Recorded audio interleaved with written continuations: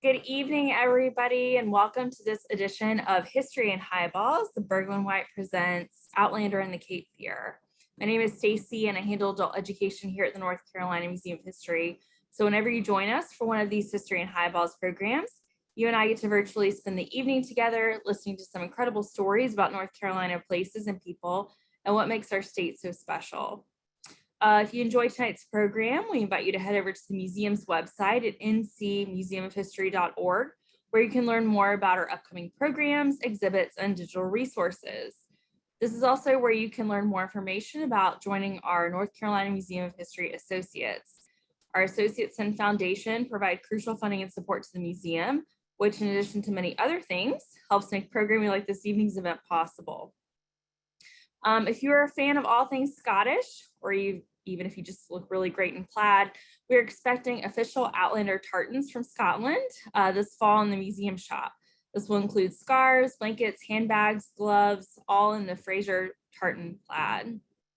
If you'd like to be kept abreast of when these things arrive in our shop, please feel free to drop your email address into the chat, and we will make sure that we shoot you an email when they're available in the shop. We would also like to thank those of you who donated funds towards this evening's program. We continue to do our best to keep our programs free to attend, but there are costs associated with keeping our series going, and we just continue to be so humbled by your generous support of the museum. A few quick housekeeping items for this evening. We ask that you could please keep your mics muted throughout the entirety of the program, and to please type any questions that you have for our guest speaker into the chat function located at the bottom center of your screen. At the end of the program, I will ask our speaker as many of your questions as time allows. So it's my honor to introduce and welcome this evening's speaker, Hunter Ingram, who is the Assistant Museum Director for the Bergman Wright House and Gardens. A North Carolina native, Hunter has worked with the history of the Lower Cape Fear since his time as a reporter for the Wilmington Star-News, starting in 2013. At the newspaper, he created and hosted the award-winning local history podcast, Cape Fear Unearthed, each episode of which shared a different story from the region's rich history. He also hosted tours, events, and speaking engagements through the podcast and newspaper, as well as covered the North Carolina film industry. Most recently, he served as the educator for the Old Baldy Lighthouse and Smith Island Museum of History on Bald Head Island. So Hunter, I'm going to turn things over to you. Welcome. Thanks for being with us tonight. Thank you so much for having me, Stacy, and thank you all for joining tonight. I'm incredibly excited to talk about what we're doing here at Bergman Wright, which, as you can see, just one of the things we're doing is this Outlander in the Cape Fear podcast. Now, I have to tell you up front that I'm here at the Bergman Wright House, so if you hear a bit of an echo, it's because I'm sitting in the study, which is where the gentleman who built this house, Mr. John Burgwyn, was actually having meetings in the 1700s. And I'm going to talk a bit about the house, but I always kind of warn people that we do sit here at 3rd and Market Streets, right in the heart of downtown Wilmington. So if you hear loud cars going by or some laughs, I promise it is not ghosts in this house. It is people right here on the streets of Wilmington. So hopefully we won't get interrupted by anything too loud. But again, thank you so much for joining me, and thank you to Stacy and the North Carolina Museum of History for having me and the Bergman Wright House tonight to talk about our podcast and what we do here at the home. Now, I do want to start off by talking a little bit about what Bergman Wright is. Now, the Bergman Wright House is pictured here in the earliest known photo of Wilmington. This is the 1840s, 1842, if I believe. And you'll notice right there, that house there on to the right side of the photo, that is the house that I am sitting in. Now, the house itself was built in 1770. And again, as I mentioned, it was built by a merchant locally, a very prominent man named John Burgwyn. And he builds this house as a townhome, a guest house, to entertain the rich and the powerful here in Wilmington in the years before the American Revolution and after. And so this house is very unique because it was not his residential home, it was his guest house. And so he never lives here. He's always entertaining. He's holding business meetings here in the study that I'm sitting in. He has formal dinners, very lavish dinners upstairs in our dining room. And I'm going to say this several times as we go through it, but please come and visit the Bergman Wright House here in Wilmington. We do tours Monday through Saturday, 10 a.m. to 4 p.m. at the top of the hour. It is Wilmington's oldest and largest historic site. And you're going to see that here because this is what we look like today. That last photo was from the 1840s. It's incredible that we have it. And this is what we look like today. We are Wilmington's oldest and largest historic site here right in the heart of downtown. You can see to the left there, that street that I'm sitting next to. And the one really unique thing about us is before we are this house, which was built in 1770, as I mentioned, we are the city's first jail. And so the foundation of this home is actually the jail buildings from that first jail in 1744. So you will see that stone structure there at the bottom. That is the city's first jail. Down below me where I'm sitting right now was the main jail building, which was where the cells and the cages were for people who had committed petty crimes. You're talking public drunkenness, you're talking stealing a loaf of bread. They're going to be held in cages and cells until they are tried by a traveling judge and then sentenced to any number of punishments that were held on the site. Now, underneath you down there was going to be the dungeon. That's where your more grievous crimes are held: murder, thievery, so stealing someone's horse, all of that. Was it considered a more grievous crime and would get a more harsh punishment, which would likely be hanging at the gallows. And the gallows were here on our site out in what is now the gardens. Now I'm going to go through a few of these things just to show you a little bit of what the property looks like before we dive into Outlander, because that is one of the bigger things that we're doing right now. Now this is the peek inside of the house. There in the top left-hand corner, that is the room I'm sitting in. Behind me, there on the mantle, is Arthur Dobbs. He was one of our royal governors here in North Carolina, the one right before Governor Tryon, which some of you might know from Outlander. That is the boss of Mr. John Burgwin. He works as the private secretary of Arthur Dobbs, who hangs over our mantle here today. Now to the right there, that bigger picture, that's our parlor. That is where John is going to be hosting those huge parties for the rich, the powerful, the influential that are here in Wilmington, or those that are traveling into town through Wilmington's very, very essential port during the colonial period. That is just a peek in some of the houses rooms that we have. We also have a sitting room, we have 2 guest bedrooms, and we have a dining room upstairs that people see on our tours. Now in the bottom right-hand corner or left-hand corner there, you're gonna see one of our favorite programs that's in one of my favorite rooms, which is the kitchen house outside.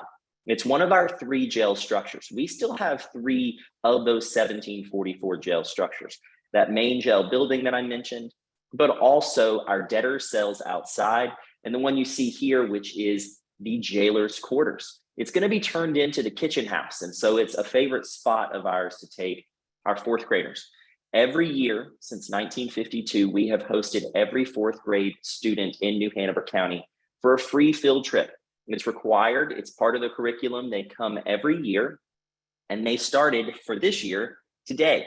So I'm joining you this afternoon or this evening to talk about this, but myself, my colleague, our executive director, or our museum director, Christine Lamberton, and then one of my coworkers, Annie Smith, we all hosted about 75 4th graders today here on the site. They come, again, free of charge. It's a program we offer. It's called People of the Past, and they get to learn about colonial history right here on Wilmington's colonial historic site, because Wilmington only has 8 colonial structures left standing. And if you've added up all the structures I've mentioned, we have 4 of them here on this site. So half of what's left of colonial Wilmington is within our boundaries. Now, the one thing you should know is that other colonial building that we have is our debtors' cells. Those debtors' cells are used for when people owed money. Now, it doesn't seem like that crazy of a crime. You know, this is a long time before credit cards and student loans. But if you owed money, you would be held and confined in these cells until you work off your debt, whether you're loaned out to a farmer or you work in the port for a day and make some money, or you are held in here until your family raises the money to pay off your debt. That was another form of punishment. And you see those pillories there to the left. That's likely where some of those people who had committed some of those petty crimes are going to end up once they're sentenced by that judge. Now, the one thing that you should really enjoy seeing here is our gardens. The gardens here are very interesting because they are nearly 2 acres, the whole property. This is over an acre of gardens. This is very, very impressive to have down here in downtown Wilmington. And you see a little bit of it here. So we have a map of our whole property there on the side. You'll see that we have a large orchard, and we also have 4 tiers of gardens. So the orchard, 2 tiers, and then our dipping pool, which is where our former carriage house used to sit. Now, the one thing about this is we also have a lot of opportunities for people to experience the site for free. We do have tickets for our tours, but the grounds to roam are all free for anyone who would like to come and see them. And so I would encourage you again to come visit the Burgwin Wright House. Burgwin Wright House, you'll be able to see all this green space that is still all historic. When this was a jail, this was still the size of the property. And you'll see the house there. You'll see the kitchen house in the back. And so we have a lot here on the property. Now, we're here today, though, to talk about the Burgwin Wright House's new podcast. I titled it Burgwin Wright Presents because it's something that we can use as almost an umbrella to talk about a lot of really, really fascinating history. And so I wanted it to be something that's almost like a marquee name. Burgwin Wright Presents, and then each season is going to be something different. But as you can see here, it's a new way for us to engage with our local community. During COVID, I did not work here yet, but Christine Lamberson, who I mentioned, and the executive director of the National Society of the Colonial Dames of America in the state of North Carolina, which is the organization, the nonprofit organization that owns this house and preserved it in 1937. The executive director, her name is Joy Allen. They have worked tirelessly through COVID to make sure there was still an engagement opportunity for this site, even when the doors were closed. And so when I came on last year, one thing that I did come on with, as Stacy said in my intro, was experience with a podcast. I worked for the local newspaper here in Wilmington and did Cape Fear Unearthed, which was my previous podcast, for about 3 years. It was a large endeavor, but it taught me a lot about just how much engagement you can have with a podcast, because it's history. It's an opportunity that people can take with them. There is so much that people can learn on the road.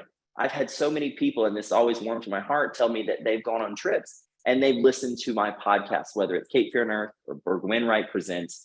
We have been able to send people out into the world with history, and then hopefully encourage them to bring it back to us, to our historic sites, just like the house here that I work at. And so I was very fortunate that Christine and Joy brought me on and encouraged me to do a new podcast. And so that is kind of the birth of Burgwin Wright Presents. Now, you'll notice here, it says that we focus on three centuries of history, everything from the formation of the American colonies to the modern day. And so we like to think here at the Burgwin Wright House that we are the oldest and largest historic site. So we have the 300 years of history that happens in that time to really play with, to explore, to bring to our guests in different ways. And so it won't just be the colonial period that we talk about on this podcast, but we figured it was a great way to start by starting in the era that this house was built in.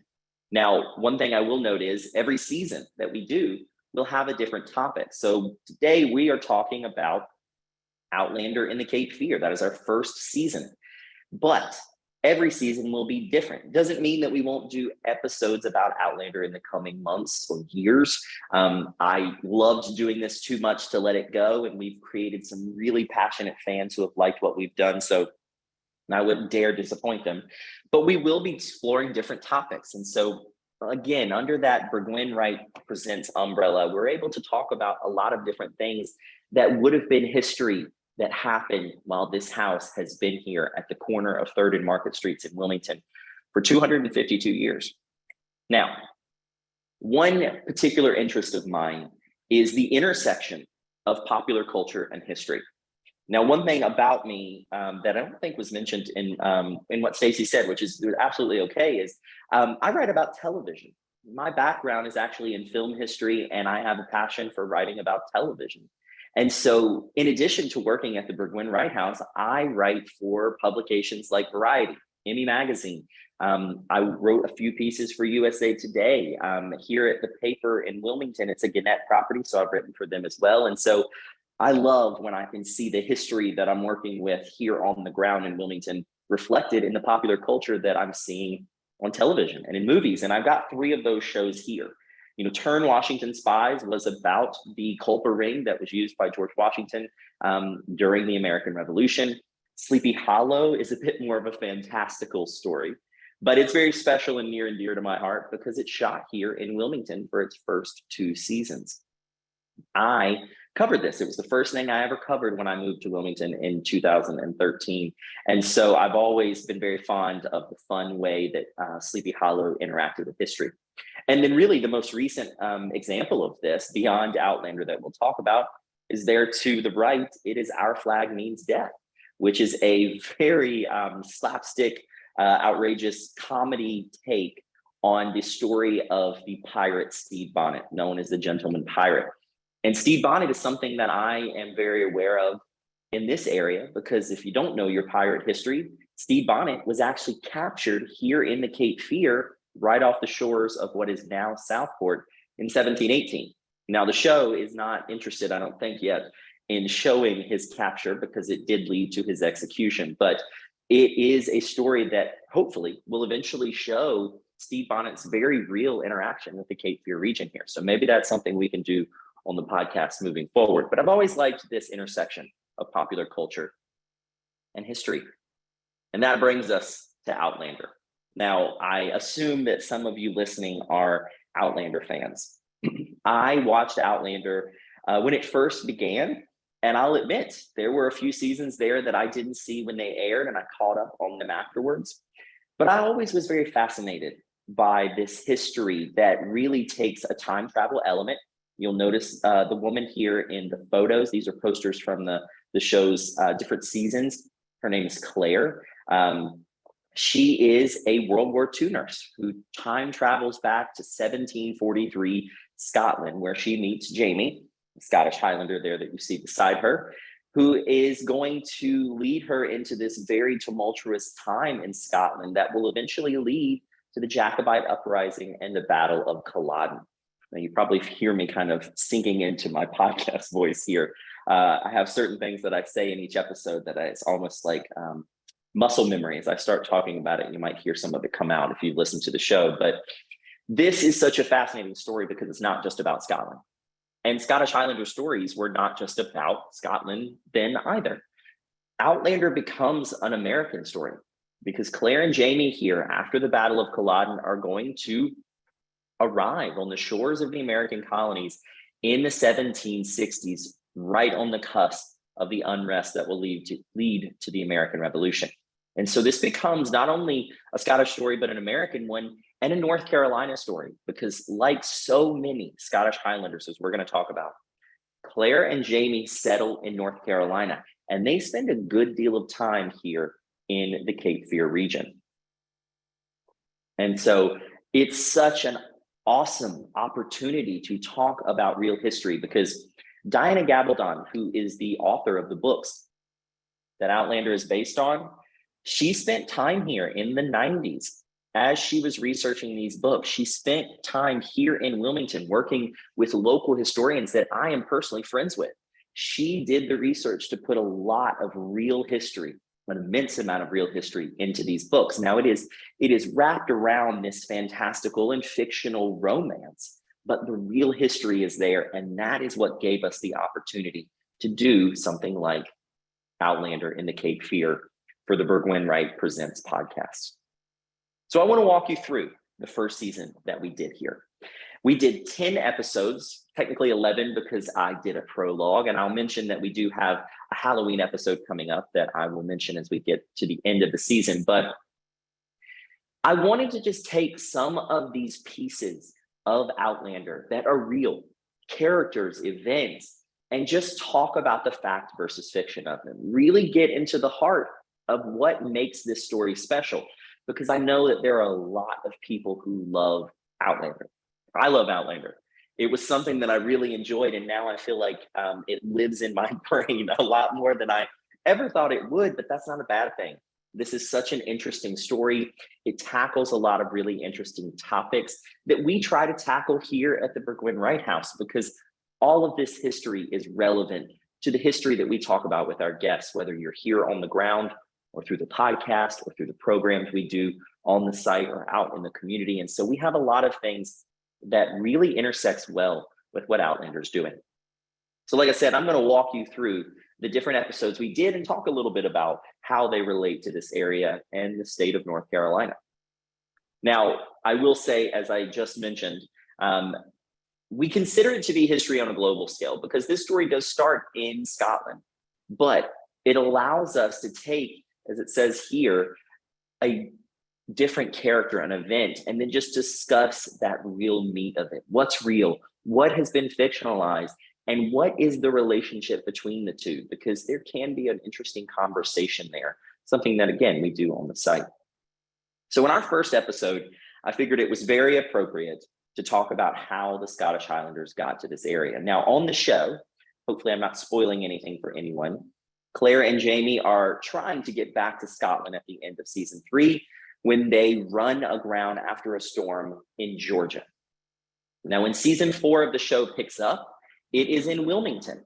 But for a lot of Scottish Highlanders, the land clearances that come after the Battle of Culloden and the loss that was felt there by Scottish Highlanders trying to regain control of the throne in England, that is going to send a lot of these Scottish Highlanders fleeing to the colonies where they were given opportunity like land and jobs and things like that.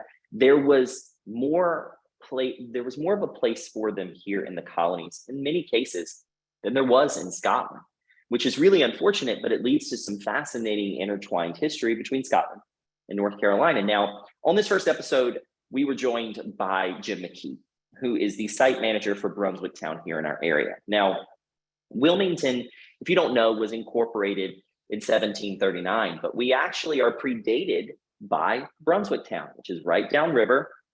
It is around 1725, 1726 that there is going to be the development of this first community in the area.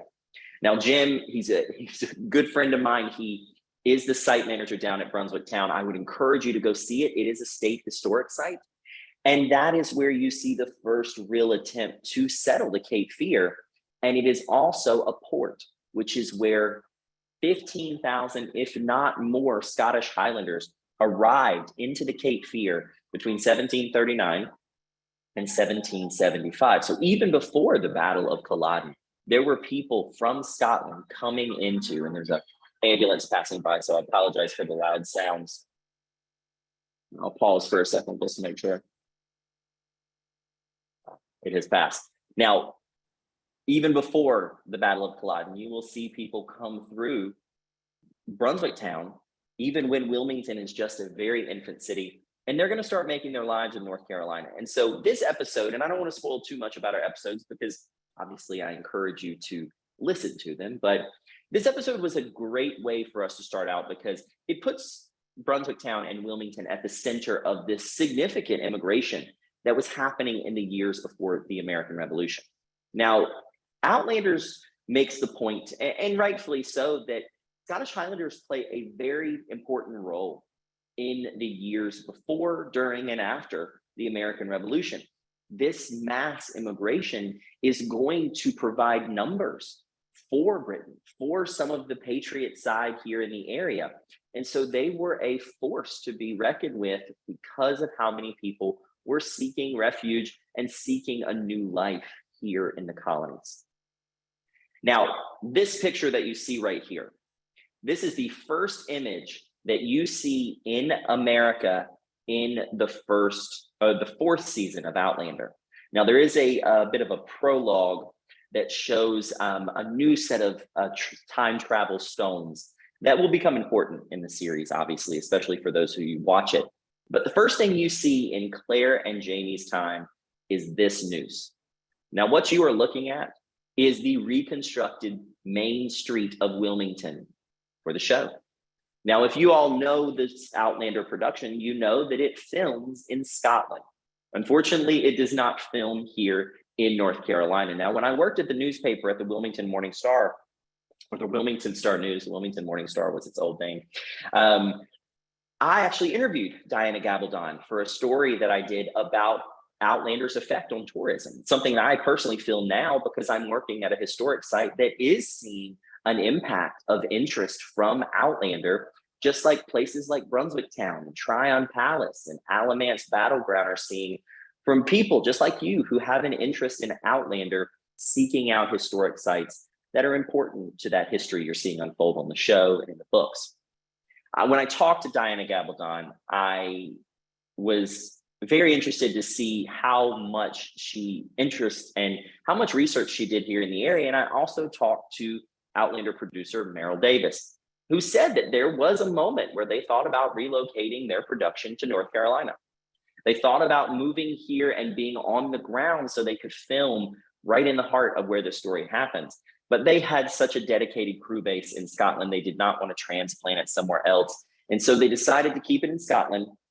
And instead, they rebuilt a portion of Wilmington here. Now, when we're on the site here and I'm talking to people about Outlander, I always tell them that the road that you see in this picture is Market Street, which is the road right outside our front gates. This is the main street in Wilmington. And that noose right there is something that you would have seen here on our property. Because as I said earlier, we were the site of the city's first jail from 1744 until 1769. And Claire and Jamie arrived in the American colonies in 1767. So this noose, if you really want to think about real history, would have been here on the site of what is now the Burgoyne Wright House. And so I always start with that because technically that's our representation. So for our second episode, we delved into the things that Claire and Jamie are seeing in those first episodes that they spend in America, which they spend here in Wilmington. Now, the guest was, again, my colleague and our museum director, Christine Lamberton, who has been here for 9 years and has done some incredible work, not only preserving this house, but just really revolutionizing the interpretation of it that not only includes the families that will live here on the site, but also incorporates the stories of incarceration and history in that capacity, in the enslaved workers that would have been here, in the women who would have been on the site. And so Christine was an excellent guest to be on this episode. And it's because we get to talk about Claire and Jamie's early brush, as it says, with the colonial justice system. That noose that you see will eventually be around the neck of one of Claire and Jamie's friends, who in this area, since they arrived, managed to strike up a relationship with a married woman. He was discovered, and as I said, some of those crimes that could be committed or punished on this site, one of them was adultery. And so he ends up being hanged on this site, or rather in the streets of Wilmington on the show. And so that's kind of our representation, as I just said. Now that is the picture of our jail that you see. But it wasn't just about crime and punishment that we got to talk about. You do get an opportunity to talk about how the show isn't always truly accurate about how some of that crime and punishment would have happened. One thing that Christine and I talk about in the episode is how Claire, who comes from the 20th century, who is a very headstrong, proud, confident woman who speaks for herself, as she absolutely should, she also has quite a foul mouth. And that's not something that would have been tolerated in this time. You know, at this moment in history, swearing, especially a woman swearing, was something that would have been punished. And so Claire is breaking the law quite often when she is expressing herself with some more 20th century terms of phrases. And so it's very interesting to see how that is reflected in the show and think about how it likely would have been reflected and then responded to in real life. Now, as I said, when they arrive in Wilmington, they get to spend a good amount of time interacting with the town. And a lot of what they are interacting with is real. And so up here in the corner, left-hand corner, you see a man with a lovely wig. That is the gentleman playing Governor Tryon, Royal Governor Tryon. And as I said, John Burgoyne worked for Royal Governor Arthur Dobbs.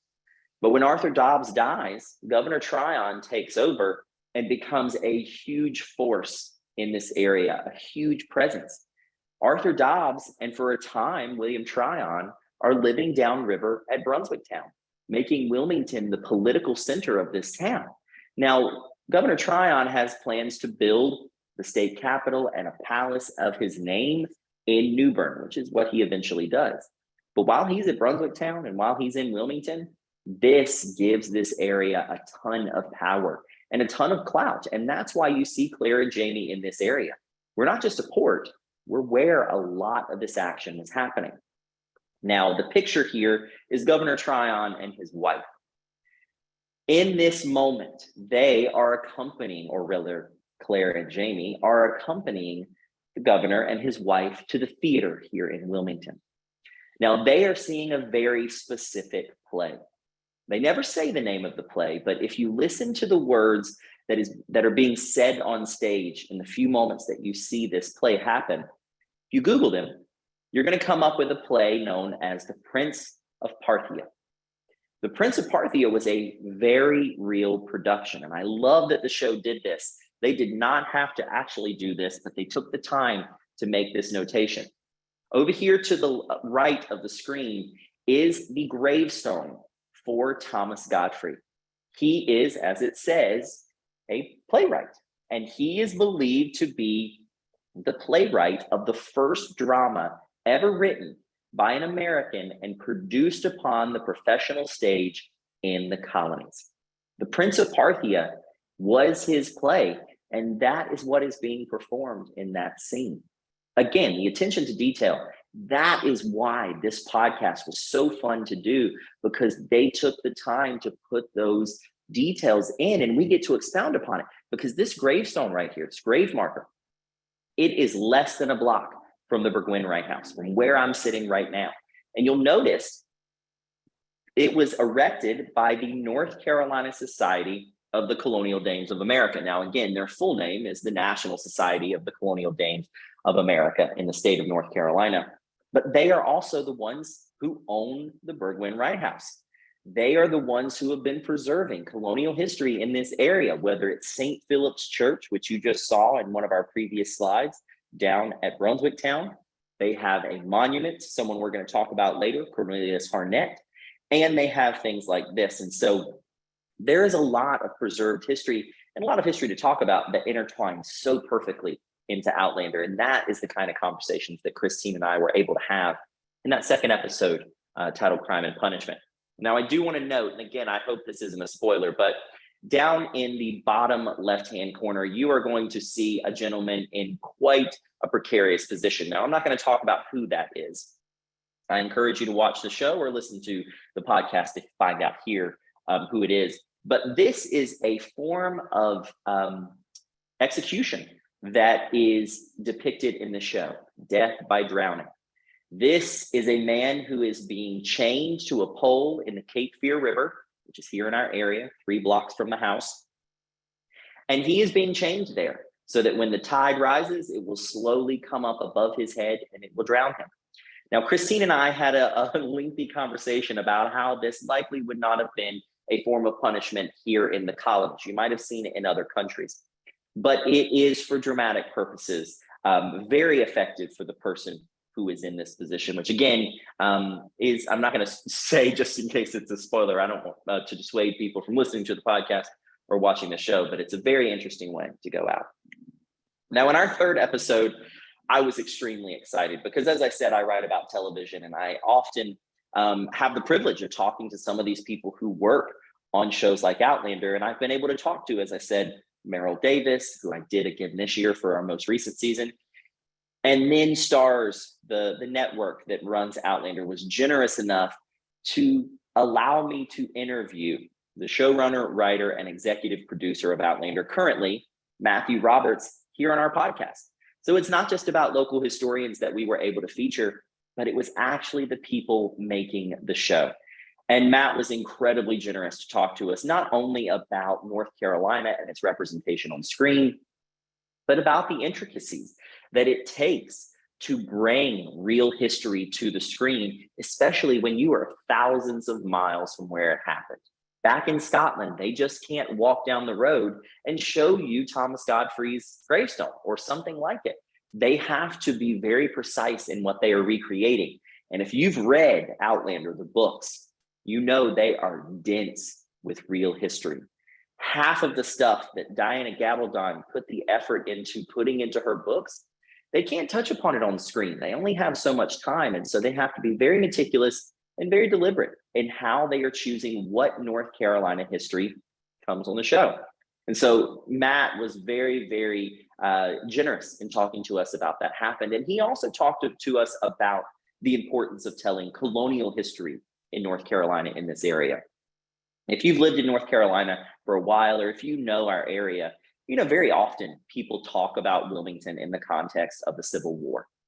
And I think that's an incredible conversation to have. I've had many conversations on my previous podcast, Cape Fear and Earth, and we have them today with our guests about the Civil War history of Wilmington. But people don't always gravitate towards the Revolutionary era, the colonial era, and talk about the differences of that, the good, the bad, the ugly of that time period. And so Outlander putting such a huge spotlight on it is such, again, an opportunity for not only historic sites like the Burgwin Wright House, but also the podcasts that we're doing, the programs that we're doing, things like this talk that I'm giving here tonight, to talk about and share even more history that some people might not seek out themselves if it wasn't for something like Outlander or popular culture. And so he was very generous to talk to us about that. And he was very interesting to talk to. And he promised to come back on for when they premiere the 7th season. So hopefully we'll talk to Matt again about what they're doing, because they were only able to tackle half of the 6th book in the 6th season, which just wrapped in May. And so we have still the start of the American Revolution and some key events locally that may or may not be depicted on the show in the future. So that was a fun conversation to have. Now, again, there's no conversation about Outlander and the events here in Wilmington and North Carolina without discussing Governor Tryon, who is a huge presence in those early episodes for Claire and Jamie, because he offers Jamie what a lot of Scottish Highlanders could have been offered, which was land, an opportunity for loyalty. They allowed the British throne brought and allowed Scottish Highlanders to come over, in part so that they could not only give them land, but get their loyalty, sign loyalty pledges to the king. So if there ever was a rebellion, which obviously we know there was, they could call upon those loyalty pledges and those Scottish Highlanders, who were known to be feared, ruthless, passionate warriors. And so they really wanted people on their side. And that's an opportunity that is presented to Jamie in the show, which results in him getting land that becomes Fraser's Ridge in the western part of the state. Now, in our 4th episode, we were able to kind of head up the road to New Bern and talk with Susan Griffin, who is an interpreter at Tryon Palace. And she gave us a look at the life of Royal Governor William Tryon and the construction of Tryon Palace, which again, in part led to the Regulator Rebellion, which we're going to touch on in our next episode. And so this was a great way to tie in a very, very popular historic site here in North Carolina with the history that you're seeing on the show. And we are not the only ones in the state who are paying attention to the opportunities presented by Outlander and its global reach, because Tryon Palace does tours of their property that are themed to Outlander. And Susan helps craft those with a lot of people who are very passionate about the show and about Tryon Palace's history there. So I would encourage you, if you like tours, go to Tryon Palace, but just know that they won't be the only ones doing it, because this fall we're going to be launching our own walking tour here in downtown Wilmington, kind of as a companion piece to the podcast, where we can show people a little of what Wilmington would have looked like for the characters in Outlander. And specifically, as I like to tell people, take a walk in the footsteps of Claire and Jamie, because they were walking in the footsteps of some very real Scottish Highlanders here in our area. Now, our 5th episode went to the Westlands, just a little bit near Burlington, to talk with the people who run Alamance Battleground. Jeremiah DeGennaro, who is the site manager there, was very kind to come on the podcast and talk about the fact and the fiction, as we talked about, of how the Battle of Alamance was reflected on Outlander and how it happened in real life, because a lot of people do refer to that fight in 1771 at the Battle of Alamance, led by the Regulator Rebellion against Governor Tryon. They refer to it as the first shots of the American Revolution. Now, Jeremiah went into detail on the podcast about why that's likely not true, how these were two different causes that certainly are close together in time, close together in history, but they're not one to one in terms of what their intentions were. And so that was a good conversation to have, especially because that is a vital part of the 5th season of Outlander, that battle at Alamance that brings together our characters, that brings together that tension of the Regulator movement, and really shows what happens next after the defeat there, because it's going to cost the life of a very, very central character to the show, again, that I won't spoil for those who haven't dived into the show just yet. But it also shows how the tensions are ratcheting up, because in the 6th season, we get right to the cusp of the American Revolution. So that was a great episode to talk about Alamance Battleground, which you can also visit. Now, our 6th episode became very timely because as I was planning this season, I was keeping a very close eye on what the 6th season of Outlander was doing, because I wanted this show, this podcast, this season to unfold weekly as a new episode of Outlander was airing. So we were concurrent. We were simultaneously releasing podcasts with the new episodes of the show on Starz each week. And it happened to be that later in the season, the very, very prominent Scottish figure of Flora MacDonald made her first appearance on Outlander. And so this was a great reason to bring her onto the show. Now, on the Outlander TV series, she is depicted as visiting Wilmington to give a rousing speech to loyalist forces here, because Flora MacDonald was a loyalist. She was loyal to the British Army. She was a mouthpiece for them in a way, because she was a very well-known local figure in North Carolina and very much so in Scotland. Her legend is tied to the aftermath of the Battle of Culloden, where she helped Prince Charles Stuart escape after the failure of the Jacobite uprising. That was the core of her mythology. Now, that was an uprising against the British throne, but by the time the American Revolution comes around, she is a loyalist figure. And she is seen on the Outlander TV series trying to rile up or at least encourage the involvement of loyalist forces here in Wilmington, specifically in North Carolina. Now, we don't have any evidence that Flora MacDonald ever gave such a speech here in Wilmington. She actually gave it in a different place in the book, but Wilmington becomes such a central figure on the show itself that they were able to bring her back to Wilmington and therefore bring Claire and Jamie back to Wilmington for that episode. So it was very interesting. And she is entertained at a very prominent house. And if you're talking about real history in Wilmington, the most prominent house for gatherings in that time would have been the Burgwyn Wright House. John Burgwyn was the consummate host, and he was the one who was entertaining in this lavish home. So I personally like to think that if the show was bringing Flora to town, she would be having that conversation here at our site. Now, the episode also gives us an opportunity to talk about another figure that's featured in that particular episode of the Outlander series, which is Cornelius Harnett, who is seen trying to recruit Jamie to be part of the North Carolina Sons of Liberty. Now, Cornelius Harnett was a real figure here in this area. As I said, right up the street from us, just a block, is a monument to his honor. Now, it's not just to Cornelius Harnett. It's not like a monument or a statue to him. It is actually an obelisk to the settlement, the colonial settlement of the Wilmington and the Cape Fear area. He just is a huge central figure of it because he's going to be part of the Patriot movement here in the Cape Fear during the war. And he's featured in this episode being a very stern, very ardent supporter of the Patriot cause, who is trying to bring Jamie over to their side, even though Jamie has come to town, at least under the guise of seeing Flora MacDonald and hearing her loyalist speech. And now our guest for this episode was a great local historian. Her name is Kimberly Sherman. She is a professor at Cape Fear Community College here in town. She teaches classes at UNCW in history as well, or the University of North Carolina at Wilmington as well.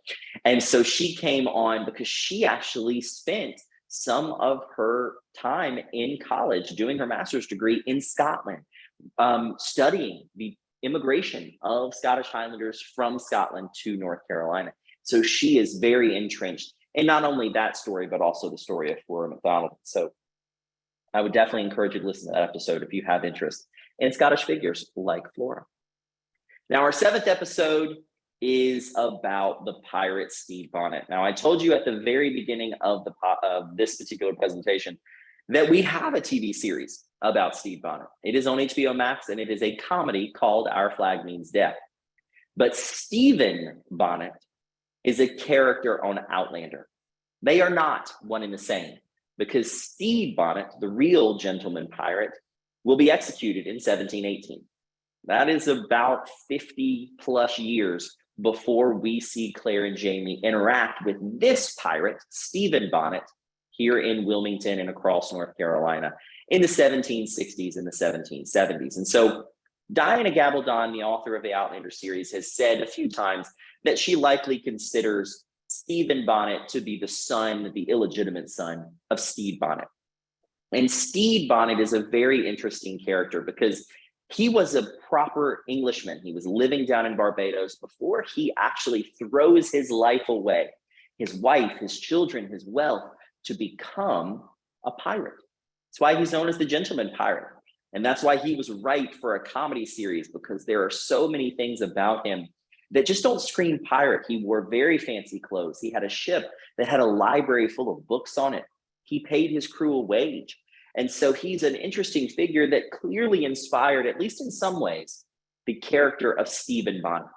Now, Stephen Bonnet is a pirate on Outlander, but he is a very, very ruthless one. He is far more brutal than what we know of Stede Bonnet. He is going to sexually assault several characters in this show because he is a viper. He is an immoral man. He is someone who becomes a huge villain in the path of the Frasers throughout this series. And so this was a chance for us to not only talk about the ways in which Stede Bonnet's real life may or may not have inspired the villain Stephen Bonnet on Outlander, but we were also able to talk about Our Flag Means Death and how it's doing something completely different with the legend and the myth of Stede Bonnet. And my guest was someone who I'd like to call a friend now. His name is Jeremy Moss. He is the author of one of the few books about Stede Bonnet's life. It's called The Life and Trials of the Gentleman Pirate Major Stede Bonnet. And it's a great book, which I would encourage you to read.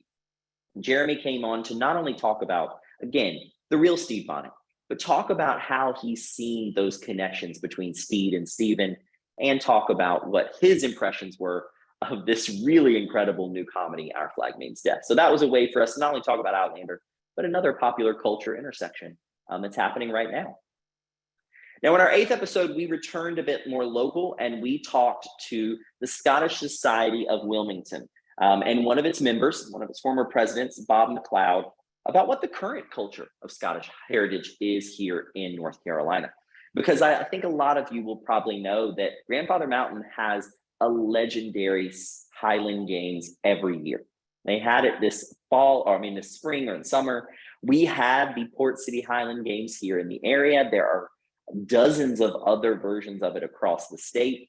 It is an excellent and really beautiful display of Scottish heritage that is still active today. Scottish societies like the one here in Wilmington are huge. They have huge events and they're doing them across the state. And so this was an opportunity for us to acknowledge not just a fictionalized version of the Highland Games, which is depicted on the show, which you can see here in the 1960s, but it also gave us a chance to really acknowledge that this is a story. Outlander is a story that begins when you see a lot of Scottish Highlanders come over from Scotland as a refuge, as a way to start a new life. But it is something that puts deep roots here in North Carolina and has led to countless families and generations here in this area and across the state who have the heritage of Scottish people. They are keeping it alive here in North Carolina. And so if you've never been to a Highland Games, good Lord, I would encourage you to go to one. They are so much fun. And they have them across the state. If you can't make it to Grandfather Mountain, if you're in the Wilmington area, they do have the Port City Highland Games in May. And so you could come to that one. We actually brought the podcast to that last year since we were able to work with the Scottish Society on this episode. So that was a lot of fun. And Bob was able to share some of his own Scottish history, which was really, really fascinating to hear. Now, as we got closer to the end of the season, one thing that I was talking about with my colleague, Christine, who I've mentioned a few times, was about the representation of American Indians, native tribes here in this area and throughout North Carolina who were depicted in the Outlander series. You have the Cherokee, you have several other groups. You have the Mohawk, which likely would have been up in the New York area, but are certainly central to this story on Outlander. And so I thought it would be a really advantageous opportunity to speak about the role of Native Americans, of American Indians in the Revolution and the Scottish Highlander narrative, because they weren't a one-to-one comparison, but they weren't groups that were unlike each other. They were both people removed from their own lands. They were looking for a new home. They were looking for opportunity, and they were used by the people who were colonizing this area. Europeans were using Native Americans, American Indians, to move off their area, to get a sense of the land. They were removing them. There were wars. And it's not unlike what was happening to the Scottish Highlanders who revolted. They lost. A lot of them were removed from their land and they were sent to this area. And then a lot of them were recruited kind of as their only source of opportunity in this area with those loyalty pledges to be part of the British cause. And so we were joined by David LaVere, who is the author of the Tuscarora Wars. He is one of the leading historians on American Indian studies here in the entire country. He is a professor at UNCW here in Wilmington.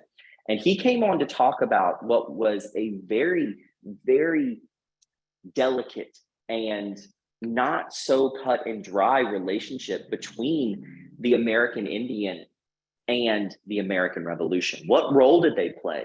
Because it's not just one side or another. You have to really consider that whether it was Native people or whether it was poorer people in society or freed African Americans and Black people in this area, you have to think that it was an incredibly hard decision whether to be a loyalist or a patriot. You are not, and this is what we tell our guests here at the Burgwyn Wright House, you're not thinking about what people are going to think of your decision 250 years in the future. It seems so easy to think that we would probably be patriots at this time to fight for this country that we all benefit from. But at the time, people had to really think about what that meant for their immediate future. A lot of people's lives, whether it was their jobs or in the case of these Native people, the few lands they were given, a lot of that was tied up in British rule. So it was hard to turn away from that, not knowing what was on the other side. And so that was a really, really fascinating conversation to have with David LaVere, and in our previous episodes with Kimberly Sherman, about really getting a sense of just how difficult a decision it was to choose a side in the American Revolution, because not everybody had the privileges that, say, John Burgwyn had here, the connections and the money. Their lives depended on what decision they made, and some of them would pay dearly for it.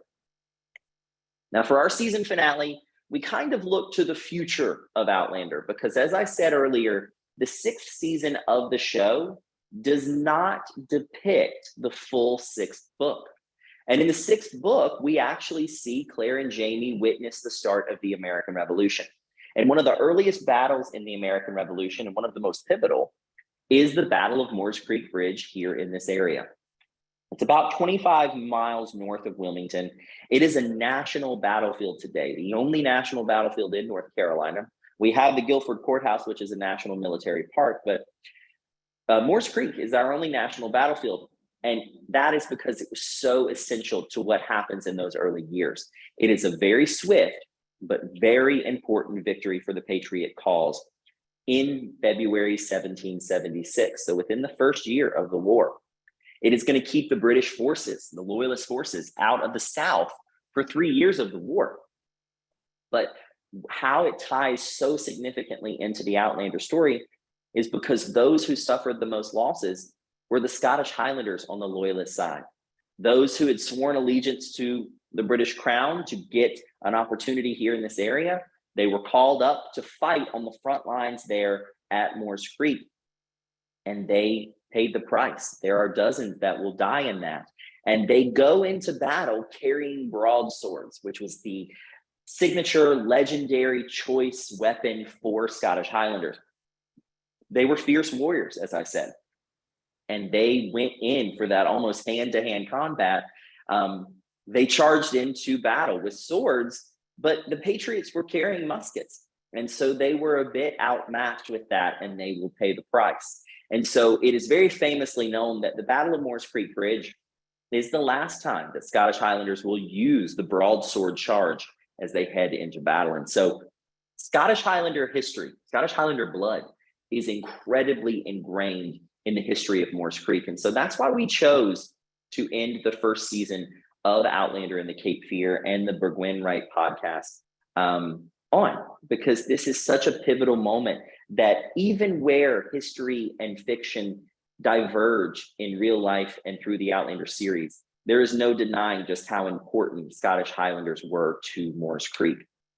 And it's something that we were able to talk about, even though it has not been featured on the show. As I said, that sixth season stops before the American Revolution. So there's a chance that we could see or at least hear about Moores Creek in the seventh upcoming season that hopefully will be out next year. They're filming it right now in Scotland. One thing I did learn, however, from Matthew Roberts in an earlier episode that I told you I interviewed him for, he definitely alluded to the fact that they're not able to bring everything to the screen. And so if I understood what he was kind of dancing around in that conversation, it seems like we might not get the Battle of Moores Creek Bridge depicted on the show as it is depicted in the book. But we never know what will happen. So we'll have to see season 7 to see if we finally get it. So those are our 10 episodes for that first season of Outlander in the Cape Fear. Now, the one thing I do want to acknowledge is this October, and I didn't put a slide in here, but I do want to let you all know, and this is actually the first time that I've mentioned this to anyone beyond our office here, we are going to do a special Halloween episode because myself and Christine Lamberton, we are going to go speak at the Fraser's Ridge Homecoming Convention for Outlander fans in Western North Carolina. It's run by Outlander North Carolina. They do conventions, gatherings of Outlander fans. They do workshops. They do talks about real history. The focus of Outlander North Carolina is highlighting the history that is in the books and the TV show. And so we're going to go do that in October. It's in Ferguson, North Carolina. And to celebrate the Halloween season, I thought it would be fun to do a special Halloween episode because my personal favorite ghost story here in the Cape Fear region is tied to Scottish Highlanders. It is called A Colonial Apparition. It's written by a very famous local historian named James Sprunt. And in early October, we're going to release a special episode where I read his story, A Colonial Apparition, which was actually written and then read in front of the colonial dames of America in the state of North Carolina, which again owned this house, and that was done in 1909. So it's going to be really cool that those of us who work here with the colonial dames who have preserved this home and other spots of local history in this area, we're going to get to kind of read it back. We're going to kind of give it back to the community in a way. And so I'm excited to be able to read that. And that's a really fascinating and very creepy story that combines two of my favorite things, which is Halloween and Christmas, because it is a ghost story that unfolds on Christmas Eve. And so I'm very excited for us to talk about that. I'm not going to tell you any more about the ghost story because obviously I want you to listen to it when it comes out. And so you'll have to follow the Cape Fear or the Outlander in the Cape Fear feed, subscribe to it, which I'm going to tell you how to in just a second. And you'll be able to hear our episode when we venture into the Halloween season with that story. Now, at the beginning of the presentation, as we wrap up here, I did tell you that we are going to do a different topic each year or each season. And so I'm happy to announce that in our second season, we are going to turn our attention just a bit more locally for a season that I've titled Cape Fear Legends and Lore. Now, it's inspired by the book that you see here. This is the book that initially inspired me to podcast about local history in this area. This is a book that is near and dear to my heart. It is called Stories Old and New of the Cape Fear Region by another legendary local historian, a man named Lewis T. Moore. Now, this book was written and published in 1956. It includes some incredible history that if people like Lewis T. Moore had not written down, would not have survived to this day. It has stories that are fantastical. And I always tell people that Lewis T. Moore did some excellent research. He was an excellent historian, and he was an incredible photographer. He took these panoramic black and white portraits of Wilmington that we use constantly in this area. They are some of the most beautiful pictures you will ever see of this area from the early 1900s. But Lewis T. Moore was also a storyteller. And so some of his stories are written in a very entertaining way. Some of them we now know aren't completely true. Not that he didn't know that, but we have seen more research done over the years. And because I was so inspired by Lewis T. Moore, I wanted to kind of honor this collection of stories by focusing on it for our second season. So I'm going to take, for the most part, stories that have colonial connections that he mentions in his book, and I am going to talk about the fact and the fiction. What did Lewis T. Moore write down? What did he preserve for us all the way to today? And what do we know today about those stories? What more have we learned? What ways in which have these stories evolved since 1956 when he first wrote them down? And so I am so incredibly excited about this. This is a personal favorite book of mine. I have my own copy, which you see here. And so I'm very excited for us to do this. And it's going to be a great way for us to acknowledge a lot of stories that have ties here to the Burgwyn Wright House. Some of them you see here. Now, just 3 examples of the kind of stories we'll do in our second season. Up here in the top left-hand corner, you will see a man that, if you know your colonial history very well, is British Lord Cornwallis. He was the leader of the British Army. And for about 200 years, the house that I'm sitting in, the Burgwyn Wright House, was known as Cornwallis headquarters. I'm a collector of vintage postcards of Wilmington, and I own about a dozen of this house, and not one of them mentions John Burgwyn or our second family, the Wright family. They mention Cornwallis. Now, the thing I'm excited to talk about is this is a myth. Why is this house known for so long as the Cornwallis house? Well, it's because when the revolution was happening, Lord Cornwallis comes through Wilmington and captures the city in April of 1781. He is seen while he is in town for about 2.5 weeks, coming up and down our front steps. People in Wilmington constantly saw him here, leading to the assumption that these were his headquarters. Well, now we know today it wasn't. Just as this house was built by John Burgwyn, as I said, to entertain the rich and the powerful, well, there was no one more powerful, more influential in colonial Wilmington in 1781 than the British's Lord Cornwallis. And so he was entertained here, but he was actually staying closer to the port. So myself and Christine are going to delve into how that myth got started and what we know about it today. But I do want to acknowledge that we don't tell people out of correction that this was the Lord Cornwallis house and that that's not true. We say it out of pride because the fact that this was known as Cornwallis headquarters for centuries, 2 centuries in fact, is what helped the colonial Danes save this house in 1937, because there was an attempt to tear this house down and turn it into a gas station. But the colonial Danes saved it because of stories like Cornwallis's association. And so that's the kind of story we're going to talk about in our second season, which is featured in Lewis T. Moore's book. Now, there below Lord Cornwallis, you see a tunnel. Those are the tunnels underneath the city, which a lot of people ascribe to pirates and the Underground Railroad. And we're going to talk about what they really were, because I can assure you they are something less fantastical than some of those legends that are attached to them. And then one of my favorite stories there to the right, that is the old Dram tree, which was an old bald cypress that sat along the banks of the Cape Fear River and was used all the way back to the colonial days by mariners coming through Wilmington to signal that they had arrived in Wilmington. Wilmington is 28 miles upriver from the Atlantic Ocean. We are the only river in North Carolina that has direct access to the Atlantic Ocean. But to get from the mouth of the Cape Fear River up to Wilmington is a treacherous journey at that time. There were very shallow spots. There were incredibly shallow spots that people could run aground on. And so when ships managed to get by those and get to the Dram Tree here, which was just south of Wilmington on the river, they could celebrate. They knew they had made it to safety or safely into Wilmington.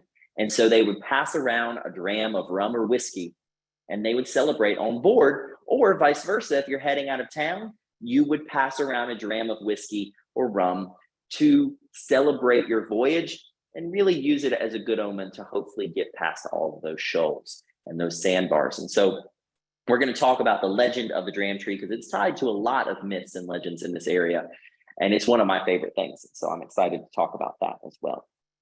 Now, you're probably wondering, how the heck can I listen to Outlander in the Cape Fear? Well, I have made it as easy as possible for you because I've put it literally everywhere you can find it.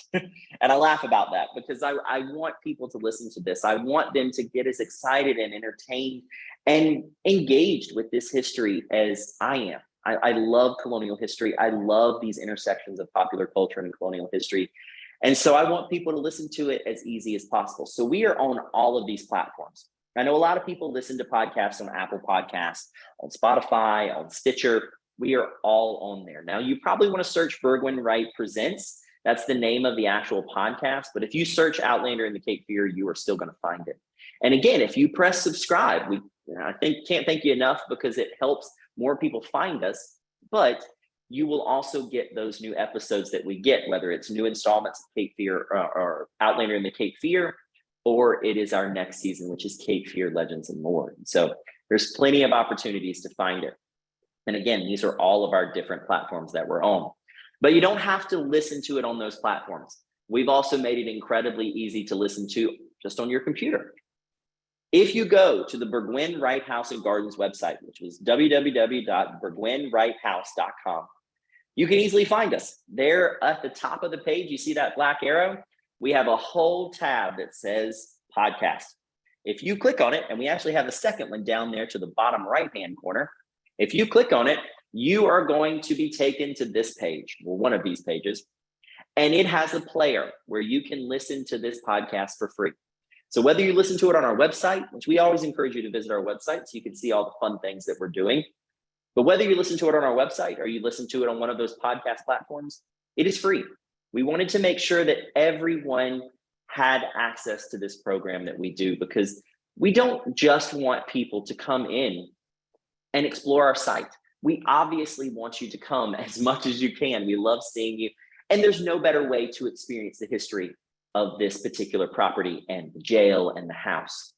But we know a lot of people can't make it here, especially during COVID, people can't make it here. There are people who love Outlander and love North Carolina history, but they're across the world. And so we wanted to make it accessible to everyone. And so it is on our website here. And not only do we have a very nice player that has each one of these neatly sorted by the time they were released, you just press that purple button and you can listen to each one of them. But they are also embedded in here with different summaries and then individual players. So if you want to listen to just one specific episode. So I'd encourage you to explore that. And that's where our second season will be. And I'd like to let you know what you can do, because I know you're listening to this through the North Carolina Museum of History, and they do some incredible work. But if you're in Wilmington, please come visit our museum as well. Now, if you're not here just yet, you can follow us, the Burgwin Wright House, on Facebook, Instagram, and TikTok. It is the Burgwin Wright House on all of our platforms. You can visit us, as I said. We are open Monday through Saturday, 10 a.m. to 4 p.m. We do tours at the top of each hour. The gardens are self-guided and free to explore. We've got some exhibit panels that are free, and we have an art gallery that has a new artist every month. And so you can come in and see that. And if you are in a giving mood, I would encourage you to donate. Now, when you donate money to us, it goes directly towards two things. It goes directly to preserving the house, which is in constant need of preservation. we are constantly working on this place, whether it is age or Mother Nature that is bringing up all kinds of issues. This is a very structurally sound home, but it does need some tender love and care, and that always costs money. And so we always use donations for that.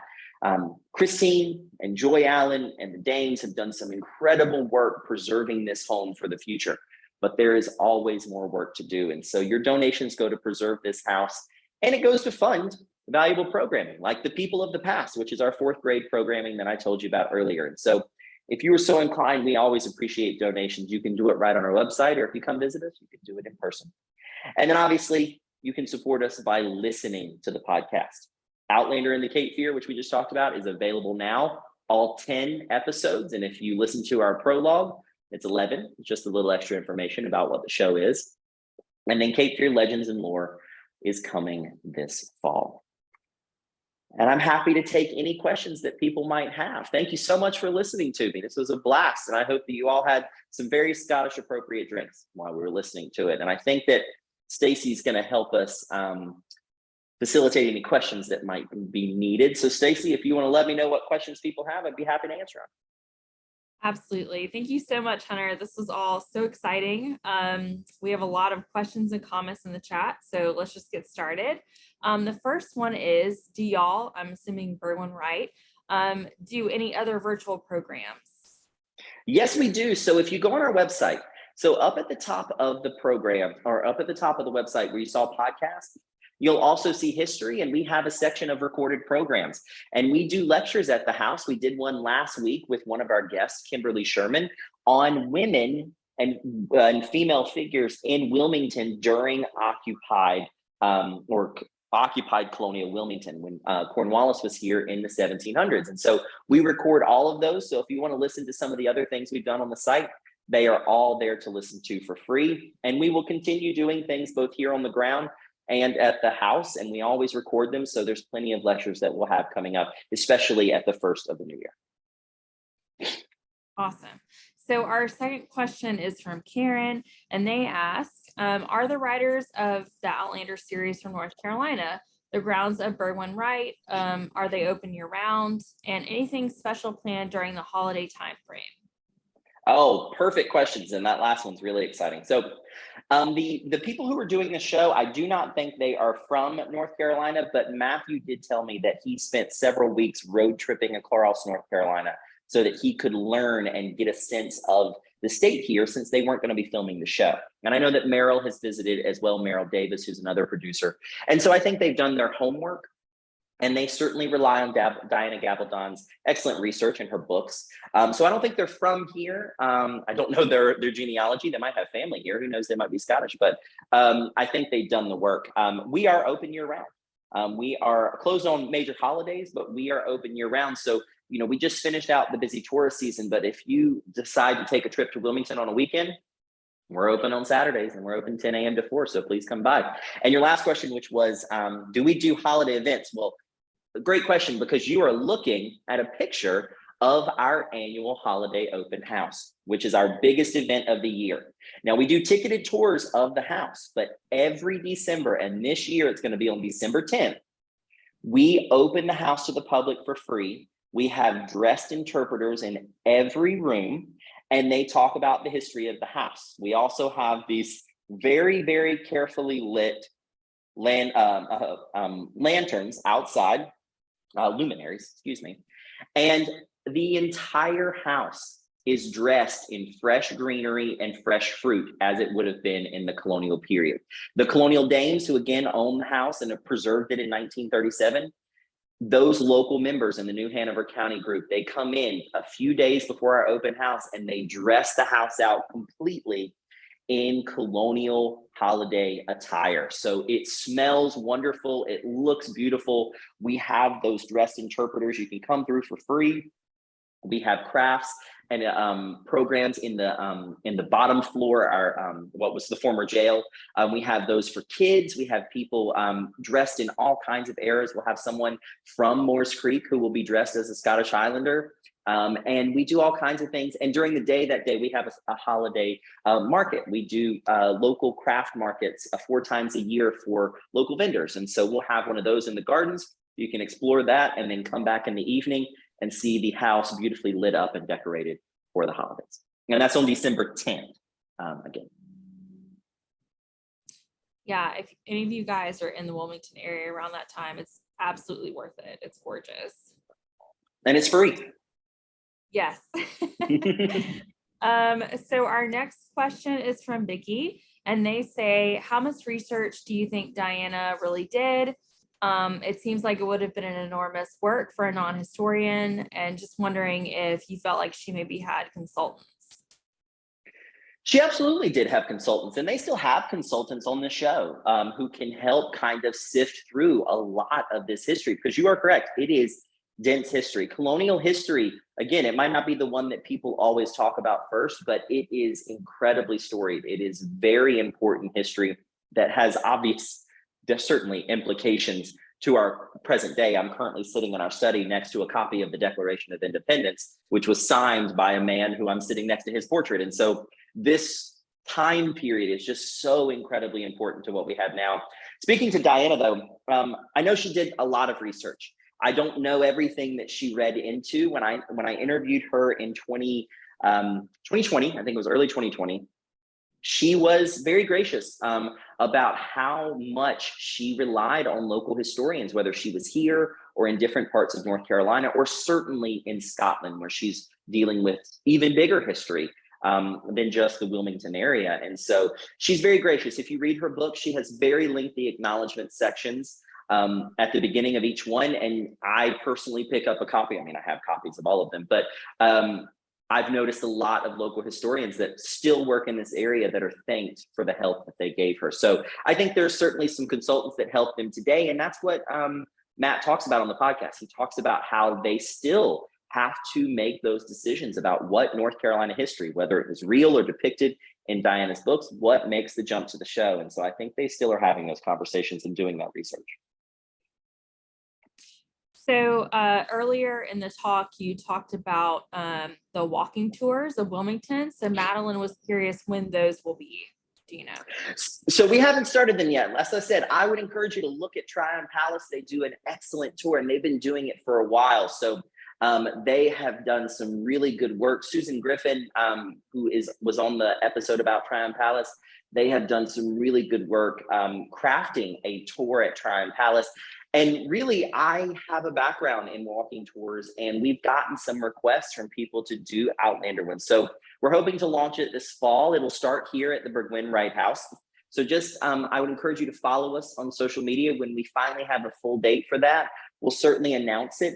But it'll just take you a couple blocks around Wilmington and just talk about what the area would have looked like, what it would have been like for Claire and Jamie, and more importantly, for the real Scottish Highlanders that would have been in this area. So we don't have a specific date yet, but stay tuned, and always check out Tryon Palace. They've got some that they do monthly. Absolutely. And so guys, I've dropped links to the podcast, to the Burgwyn Wright site, everything in the chat. So go back and visit that so you can follow along and learn more information. Last question for you, Hunter. Amid so many messages, by the way, of thanks and praise for the podcast and for your presentation and all the good work that all of you guys are doing. Last question. It seems that you obviously have a passion for North Carolina history and filmography. Where did that passion begin for you? Where did this interest come from? Well, that is a very important question that's close to my heart. One of the first things or the last things I wrote when I worked at the newspaper was a tribute to my grandmother. Her name was Cece Hallman, and she is the one who I credit, with my dad a little bit of help because he loves history, but I credit my grandmother with really instilling a love of history in me. And I gave my first tour related to my local history work on March 7th, 2020. And I was thinking about my grandmother that day, and then she ended up passing away the next day. And it was very emotional because I think she would have loved what I was doing, because I was giving a tour at our local Oakdale Cemetery. And Oakdale is my favorite cemetery in the area. It has such incredible history. If you come to Wilmington, first visit Burgwyn Wright House and then go visit Oakdale Cemetery. It's beautiful. But it was very emotional for me because she and I used to visit Salisbury, which is where I'm from, in the middle part of the state, another historic city. We used to visit a cemetery in downtown Salisbury that we would go to all the time. And we would walk through, we would pick out a specific grave. And even though I was very young and I hadn't got my feet wet in research, we would make up stories for the names and the people on those grave markers. And so I like to think of it as my first kind of attempt at mining the history of people from their stories, from their names, looking at their ages, looking at what their grave markers say about them. There's so much that can be gleaned from that. And so I credit my grandmother to really inspiring me to do that. And so right before I left the paper and right after she passed away, I wrote kind of a tribute to her and how I credit her with my unwavering love of history, good and bad. And so I'd like to think that she'd be very proud. And I will say that the intersection of love and history or the intersection of history and popular culture also traced to her, because she was the one that made me start watching movies, which is the reason that I got a film history degree from East Carolina University. And so she was the one that I always started watching movies with, started thinking critically about movies with. And so she did quite a lot for me. And that's why my passion is well rooted, just like the Scottish Highlander roots here in North Carolina. So I'd like to think she's pretty proud. I'm sure she is. And so many people in the chat have said what a beautiful tribute to her and to your history. That's amazing. Yeah, well, thank you for asking that. I'm glad I got to share that about her. So thank you, Hunter, for such an incredible program and such an awesome podcast. You guys, if you aren't already following along or subscribed, please go check it out. And thank you to all those of you who joined us this evening. We hope to see you at our next adult program, which is History at High Noon, Pauli Murray House, with historical archaeologist, Dr. Anna Aggie Davies. That's happening over Zoom on September 14th, beginning at noon. In the meantime, we hope all of you have a wonderful evening. Take care, and we will see you soon. Bye, everyone.